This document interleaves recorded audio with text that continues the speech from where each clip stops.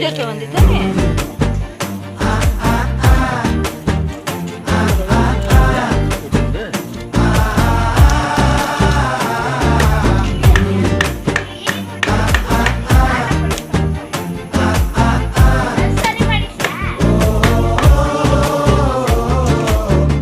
பச்சை குத்திக்கின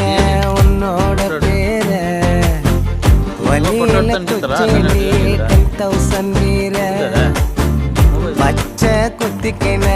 உன்னோட பேர வலியில குச்சேலி 10,000 வீர